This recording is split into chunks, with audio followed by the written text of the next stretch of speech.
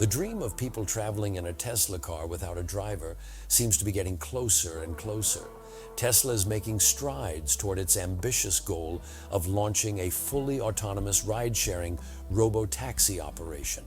A few days ago, some reports reveal that the company has already initiated preliminary discussions with local authorities in Austin, Texas. While these talks are in the early stages, they mark a significant step forward in Tesla's vision of revolutionizing urban transportation. Tesla has hinted at this milestone for some time now, but they keep on postponing.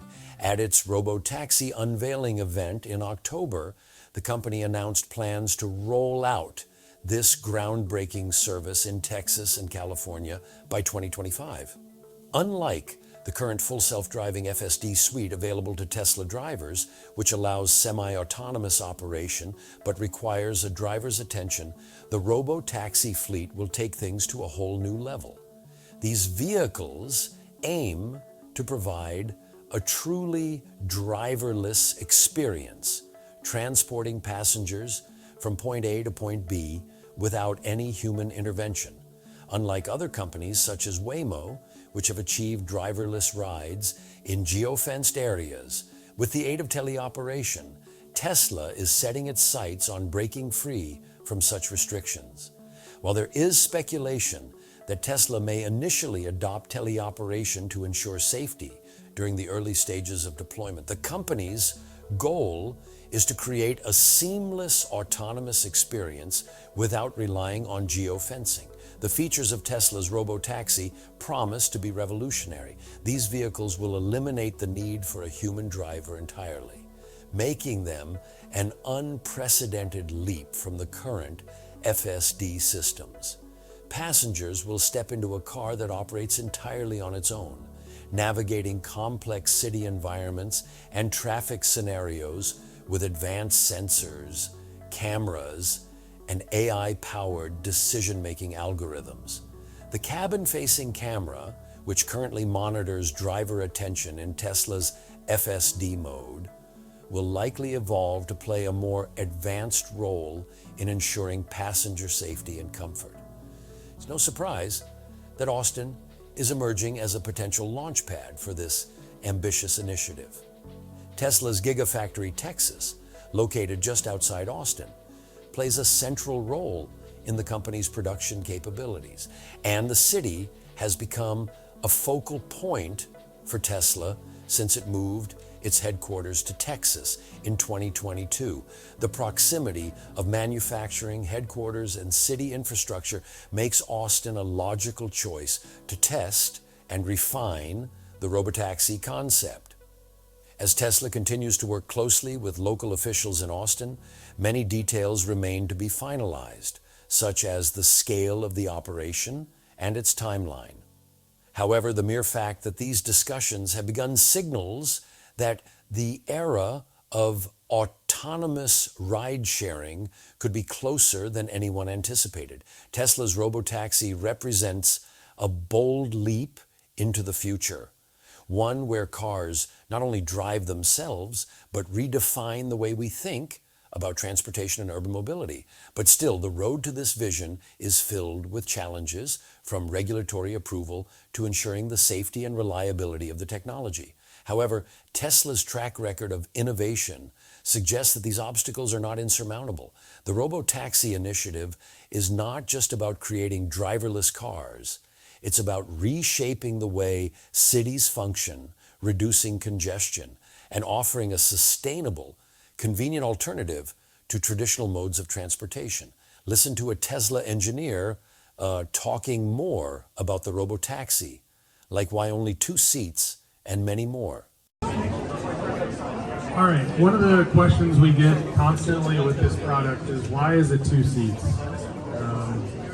Well, there's a couple reasons why it's 2 seats. One is 82% of miles driven today are with 2 or fewer passengers. This product is meant to be of extreme efficiency, and we work really hard to deliver that. And the efficiency isn't just on an energy consumption basis, it's on the concept of cleaning, it's also on the concept of reliability and service as well. So 2 seats unlocks a lot of opportunity aerodynamically. It also means we cut the part count of Cybercab down by a substantial margin. We're going to be delivering a car that has roughly half the parts of Model 3 today. It also means when you need to clean the car as a rideshare asset, you really don't have to worry about navigating multiple doors, multiple seats. You really just have what looks like a bench seat, easy to clean automatically, and you have very few pockets of space where you're going to have, certain things that are obviously not going to be desirable to maintain on a daily basis. And you can kind of see the aerodynamic advantage by the track difference between the front and rear of the car. So you can see how the track is narrowed at the back. It really gives us a great aerodynamic shape. It helps us obviously get to the efficiency targets that we want. And some of the team tonight will be able to talk more about the efficiency of the product with you.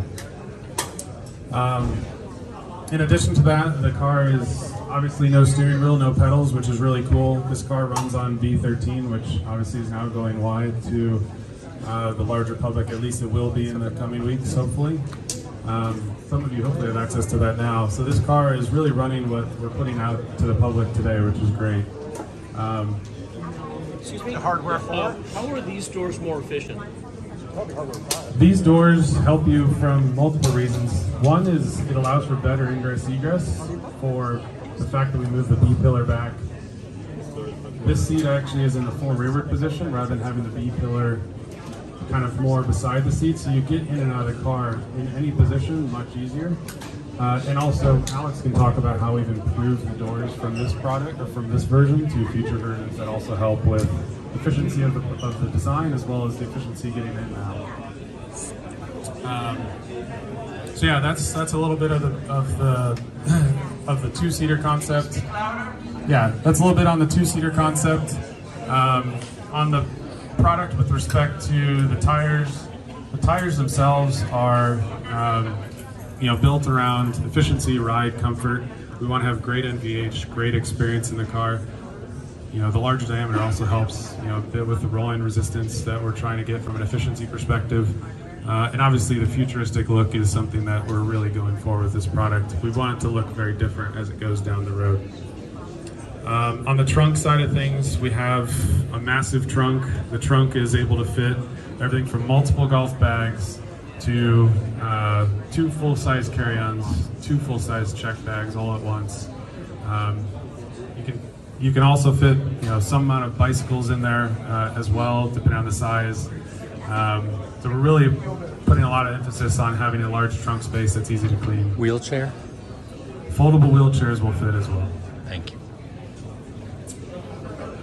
On the interior side, we have the largest screen that we'll ever put, or that we've put up to this point in our cars.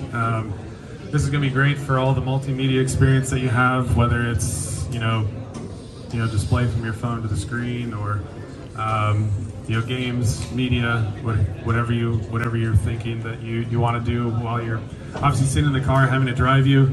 The best part of this is you get the time back, so you'll be able to utilize the screen, your phone, whatever you want while the car takes you to your destination. What's the size of the screen and the resolution? It's a 21-inch screen. Resolution is same as Model 3 today, Model 3 Model 1. So I think there's a lot of other questions we can answer, but I want to obviously give the team the opportunity to meet with all of you. The car is really cool.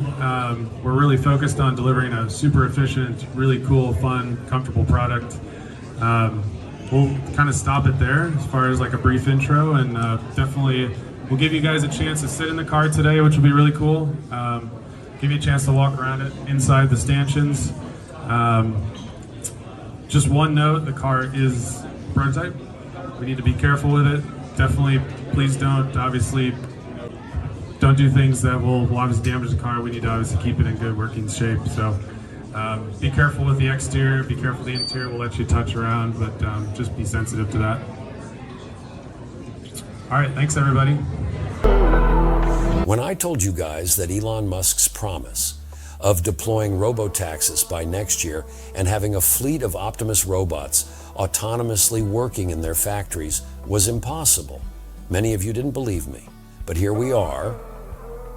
And it's now clear that Tesla is shifting to teleoperation to get their robotaxis and robots on the market sooner.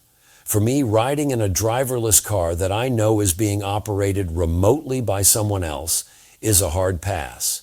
And having a robot in my home under the control of a remote operator that can see me doing the did in the kitchen, that's a nah. But in today's video, we're going to dive into why Tesla is leaning heavily on teleoperation and what this move says about their ambitions and the current state of their technology. We even made a video some time back of CATL CEO Robin Zung saying that the biggest problem with Elon Musk is overpromising. He went on to say that if you believe Elon Musk when he says that he will deliver something in 2 years, then you will be in big trouble. As of now, Tesla shifting to teleoperation is both surprising and logical. Let me explain why. You see, my friend Elon Musk has repeatedly claimed that Tesla could achieve full autonomy using advanced neural networks and vision-based systems alone. No LiDAR, no radar, just cameras and software. But the timeline for this has been pushed back year after year, with promises of millions of robo-taxis on the road by 2020, now long forgotten. But let's face it, achieving this level 4 autonomy has proven to be a bigger challenge than initially advertised. While Tesla vehicles have made significant strides with their full self-driving, FSD beta, the system is still far from flawless, often struggling with complex or unpredictable situations like construction zones or unusual traffic patterns. Now, it seems like Tesla has recognized these limitations, and they have decided not to wait for AI to catch up, but instead to implement teleoperation as a stopgap solution. The logic behind teleoperation is simple. It allows Tesla to deploy robotaxis and robots sooner, while still addressing the safety and operational concerns that come with autonomous systems. Teleoperation enables human operators to intervene when AI reaches its limits. This approach makes a lot of sense from a business perspective. By rolling out teleoperated systems next year, Tesla can start generating revenue while their AI continues to learn and improve from real-world data. And if you saw their recent job postings for teleoperation roles, it did shed some light on how this system might work. What we know so far from the posting is that the company is hiring software engineers to develop systems that allow remote operators to control robotaxis and robots using state-of-the-art virtual reality rigs. These VR systems immerse operators in the robot's or vehicle's environment, providing a first-person perspective that enables them to perform intricate tasks and navigate complex situations. Whether it's troubleshooting hardware issues, maneuvering through construction zones, or addressing unexpected edge cases, these VR systems give operators the tools they need to intervene effectively whenever the AI falls short. The operator's actions also serve as valuable data for training Tesla's AI systems, bringing the company closer to its goal of full autonomy. And it's at this point where Tesla fanboys always get mad at me. But we have already seen Tesla using teleoperation before, and they are so good at it. During the We Robot event, Tesla's Optimus robots demonstrated some impressive capabilities, from mixing drinks to interacting with guests. But what Tesla fanboys didn't realize at the time was that these robots were being teleoperated by humans. The teleoperation made the robots seem incredibly lifelike and capable, showcasing what Tesla's machines can do when guided by human intelligence. In fact, till today, some Tesla fanboys still argue that it was full autonomy during the event. Another great example of the potential of teleoperation was the recent demonstration of Tesla's Optimus robot catching a tennis ball with its upgraded arm. The video was so impressive. And if teleop is that good, then it makes sense why they don't have to wait anymore for AI to catch up. But why hire humans to teleoperate robots instead of simply having humans do the job directly? Like instead of having a human working via a headset to have a robot pour a drink for you, you can just hire someone to pour the drink directly. Well, in case you are wondering about that, for Tesla, teleoperation isn't just about making robots useful today. It's also about teaching them for tomorrow. In this case, every action taken by a teleoperator serves as a training data point for the robot's AI. By observing how humans solve problems, adapt to challenges, and make decisions, the robots are building a library of data that Tesla can use to improve its systems. This process accelerates the development of AI, while also allowing robots to take on physically demanding tasks that might exhaust a human. For example, if we consider like a construction site where a robot needs to lift heavy materials, a human teleoperator can guide the robot, but unlike a person physically on site, they won't suffer from fatigue. This enables longer working hours and increased productivity. There's also the safety factor where in like dangerous environments like nuclear plants or space exploration, teleoperated robots can take on tasks that would be too risky for humans. Imagine a robot being sent to Mars for exploration. With a strong communication link, a human operator on Earth could guide the robot to perform tasks, collect samples, or even build structures. This kind of teleoperation makes these missions possible, but also allows for real-time problem solving by humans, ensuring success in challenging conditions. Another fascinating aspect of Tesla's teleoperation approach is its potential for diversity in AI learning. By having different operators control the robots and vehicles, Tesla's AI systems can learn from various personalities and approaches to problem solving. This diversity in training data could help Tesla's AI make better decisions in the future, as it would be drawing from a broader range of experiences and strategies. At this point, I don't know about you, but I know that if there is one thing that might make some people uncomfortable, is the idea of teleoperation itself. The thought of riding in a driverless car that's remotely operated or having a robot in your home, controlled by someone miles away, may feel invasive or unsafe. But we have also seen cases of some of these cab drivers misbehaving and maybe riding in a car that you know it has a human driver who is not in the car, can make you feel safe somehow. I don't know, let me know in the comments section, how will you guys feel about this? I'm sure when it comes to robots for teleoperation to work well, it will be in industrial tasks or doing a job in a restaurant or things like that. But if it is in someone's home, I'm sure it will feel somehow unsafe and invasive because you literally have someone else who is watching everything you do in your home.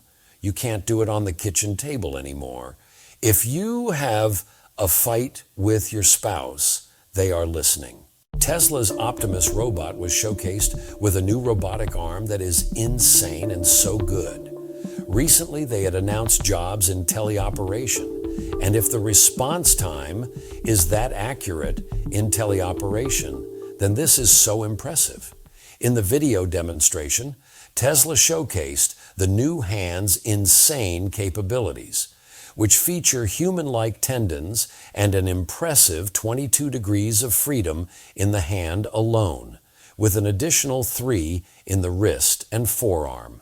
This innovation marks a major leap in Tesla's efforts to replicate human dexterity, one of the most complex challenges in robotics. While the demo was teleoperated, Tesla was transparent about this from the start, avoiding the criticism it faced previously for not disclosing similar details at the We Robot event. The upgraded hand is more realistic in appearance, but also engineered for finer control and enhanced tactile sensing. Milan Kovac, who is the head of the Optimus program, detailed the ongoing development, highlighting efforts to integrate broader tactile sensing coverage and refine the tendons for precise movements. A unique challenge involves balancing the compliance and protective layering on the fingers and palm without compromising tactile feedback. Also, something important to note is that Tesla has moved all actuation mechanisms to the forearm, which increases its weight, but also optimizes the hand's functionality. What makes this development particularly exciting is the broader implications for robotics and AI. Dexterity is one of the last frontiers for humanoid robots, and Tesla's progress suggests they are closing the gap between human and robotic capabilities. The Optimus program has already found limited use within Tesla's factories, a sign that the company is preparing these robots for more extensive real-world applications. Personally, I think Tesla's rapid strides in humanoid robotics could outpace its progress in other ambitious projects, such as achieving unsupervised robo-taxi functionality. Just as humans master hand-eye coordination and manipulation tasks before acquiring the skills to navigate complex driving environments, AI may follow a similar trajectory. If so, Tesla's humanoid robots might achieve practical utility at scale sooner than its autonomous driving systems.